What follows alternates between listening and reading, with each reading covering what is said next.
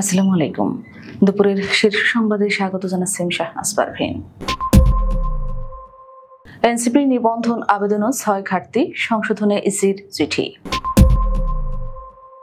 ভারতে ২৮ বাংলাদেশিকে ২ বছর কারাদণ্ড। জুলাই গণহত্যা, সাবেক ৯ মন্ত্রী সহ ৩৯ জনকে ট্রাইব্যুনালে হাজির।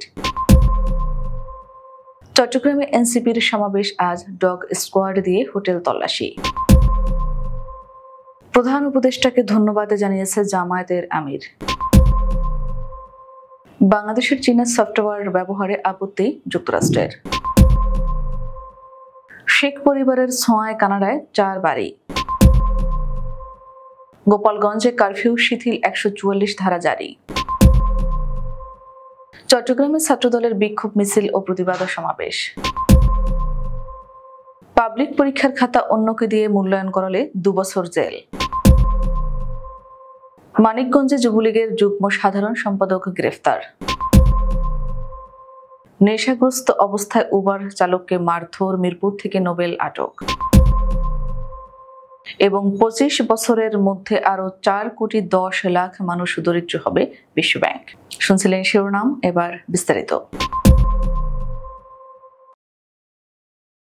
রাজনৈতিক দল হিসেবে নিবন্ধনের জন্য জাতীয় নাগরিক পার্টির করা আবেদনে ৬টি বিষয় ত্রুটি বা ঘাটতি পেয়েছে নির্বাচন কমিশন।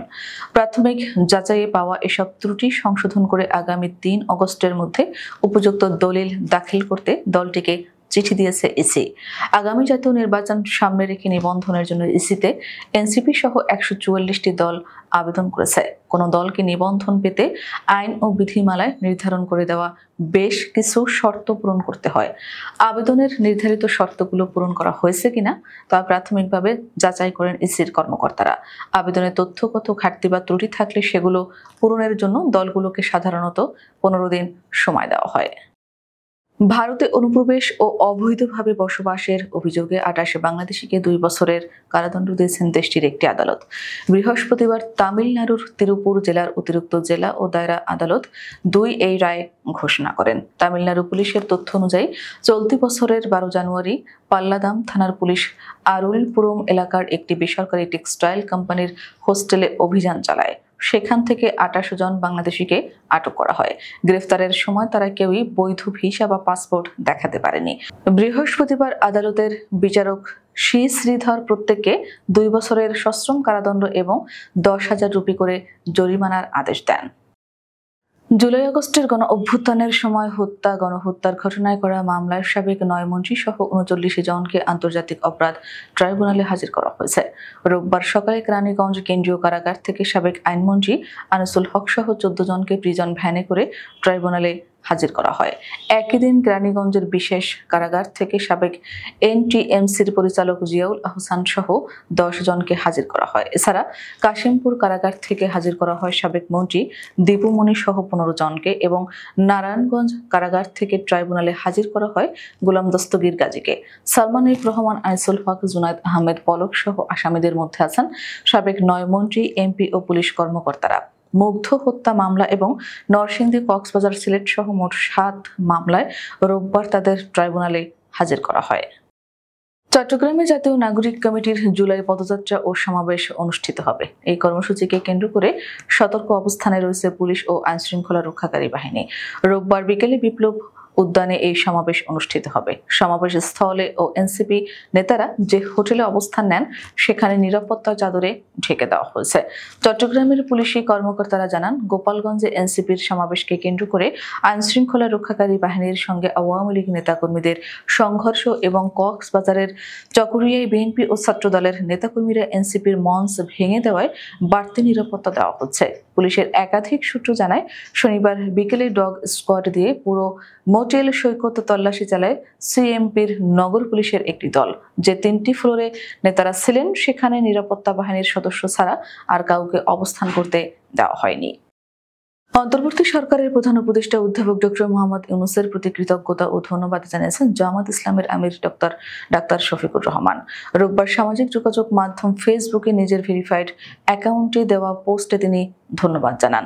ফেসবুকে জামাত আমির লেখেন, সোহরাওয়ার্দী উদ্যানের সভা মঞ্চে অসুস্থ হওয়ার পর প্রধান উপদেষ্টা আমার শারীরিক অবস্থান খোঁজ খবর নিয়েছেন এবং তার প্রেস সচিবকে হাসপাতালেও পাঠিয়েছেন। আন্তরিক কৃতজ্ঞতা ও ধন্যবাদ জ্ঞাপন করছি।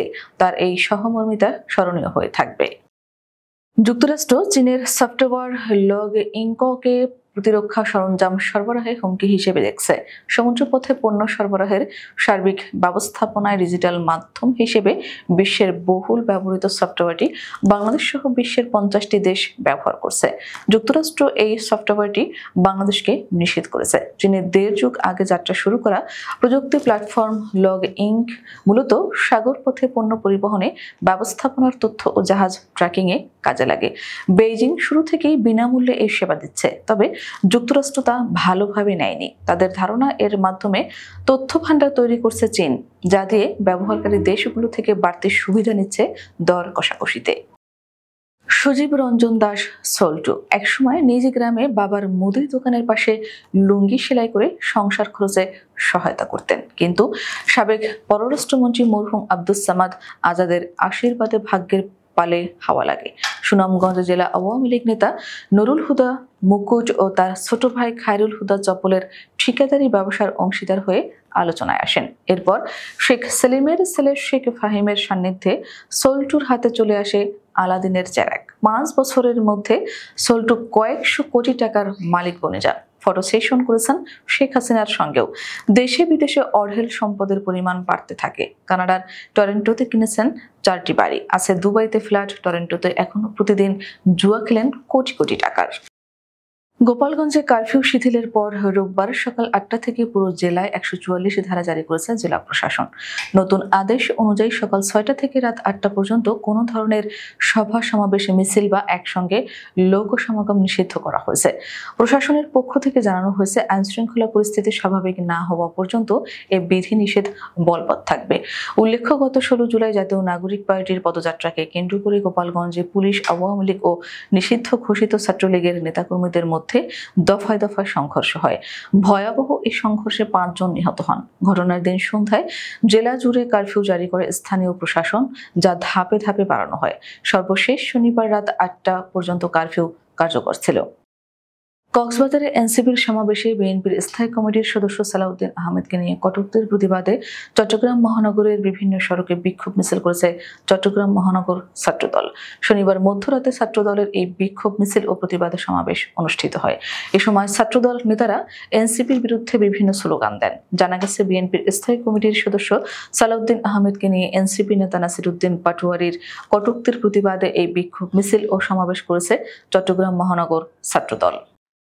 পাবলিক পরীক্ষার উত্তরপত্র মূল্যায়নে গোপনীয়তা নিশ্চিত করতে কঠোর নির্দেশনা জারি করেছে মাধ্যমিক ও উচ্চ মাধ্যমিক শিক্ষা বোর্ড ঢাকা। নির্দেশনা ভঙ্গ হয়েছে এমন বিষয় প্রমাণিত হলে সংশ্লিষ্ট পরীক্ষকের 2 বছরের জেল বা অর্থদণ্ড অথবা উভয় দণ্ড হতে পারে। শনিবার শিক্ষা বোর্ডের পরীক্ষা নিয়ন্ত্রক প্রফেসর এস.এম. কামাল উদ্দিন হায়দারের সই করা এক বিজ্ঞপ্তিতে এ বিষয়ে সতর্ক করা হয়েছে। এতে বলা হয়েছে, পরীক্ষার উত্তরপত্র হলো একটি গোপনীয় দলিল এবং এটি প্রধান পরীক্ষক বা পরীক্ষকদের কাছে পবিত্র আমানত হিসেবে বিবেচিত। কোনোভাবেই প্রধান পরীক্ষক বা পরীক্ষক ব্যতীত অন্য কেউ, যেমন শিক্ষার্থী, শিক্ষক বা পরীক্ষকের পরিবারের সদস্য, উত্তরপত্রে বৃত্ত ভরাট বা মূল্যায়ন করতে পারবে না। এমনটা করলে সেটি হবে পরীক্ষা পরিচালনা সংক্রান্ত 1980 সালের আইন অনুযায়ী শাস্তিযোগ্য অপরাধ। মানিকগঞ্জের সাটুরিয়ায় যুবলীগের যুগ্ম সাধারণ সম্পাদককে গ্রেফতার করেছে সাটুরিয়া থানা পুলিশ। শনিবার রাতে উপজেলার বিভিন্ন স্থানে অভিযান চালিয়ে তাকে গ্রেফতার করা হয়। গ্রেফতার সাটুরিয়া উপজেলার হরগঞ্জ ইউনিয়ন যুবলীগের যুগ্ম সাধারণ সম্পাদক মোহাম্মদ আমজাদ হোসেন মোল্লা। তিনি হরগঞ্জ গ্রামের মৃত আনসার উদ্দিন মোল্লার ছেলে। মামলা ও থানা সূত্রে জানা যায়, সন্ত্রাসী বিরোধী আইনে পুলিশের দায়ের করা মামলায় তাকে গ্রেফতার করা হয়েছে। নেশাগ্রস্ত অবস্থায় উবার চালককে মারধর করার অভিযোগে ফের আটক হলেন বিতর্কিত সঙ্গীত শিল্পী মাইনুল আহসান নোবেল। শনিবার মধ্যরাতে রাজধানীর মিরপুর পাইকপাড়া থেকে তাকে আটক করা হয়েছে। ডিএমপির মিরপুর বিভাগের একটি সূত্র গণমাধ্যমকে এ তথ্য নিশ্চিত করেন। সূত্র জানায়, মদ্যপ অবস্থায় উবার চালককে মারধর করায় রাতে নোবেলকে আটক করে থানায় আনা হয়েছে। ঊর্ধ্বতন কর্তৃপক্ষের নির্দেশনা অনুযায়ী তার ব্যাপারে পরবর্তী ব্যবস্থা গ্রহণ করা হবে। জলবায়ু পরিবর্তনের কারণে 2050 সালের মধ্যে বিশ্বজুড়ে আরো 4,10,00,000 মানুষ নতুন করে দরিদ্র হতে পারে। বিশ্বব্যাংকের নতুন এক প্রতিবেদনে উঠে এসেছে এমন ভয়াবহ আশঙ্কার কথা। The future of poverty projecting the impact of climate change on global poverty through 2050 শীর্ষক এই প্রতিবেদনে বলা হয়েছে, বৈশ্বিক উষ্ণতা যদি বর্তমান গতিতেই এগোয় তবে জলবায়ু পরিবর্তনের কারণে আয়ের যে ক্ষতি হবে তাতে বিশ্বের দরিদ্র মানুষের সংখ্যা প্রায় দ্বিগুণ হতে পারে। আমাদের পরবর্তী রাতের শীর্ষ সংবাদ দেখার আমন্ত্রণ জানিয়ে এখনকার মতো বিদায় নিচ্ছি। দর্শক, ভিডিওটি শেষ পর্যন্ত দেখার জন্য আপনাকে অসংখ্য ধন্যবাদ। নিত্য নতুন সংবাদ পেতে আমাদের ইউটিউব চ্যানেলটি সাবস্ক্রাইব করুন ও নিয়মিত নোটিফিকেশন পেতে বেল বাটনটি ক্লিক করুন এবং আমাদের ফেসবুক পেজটিতে লাইক করুন।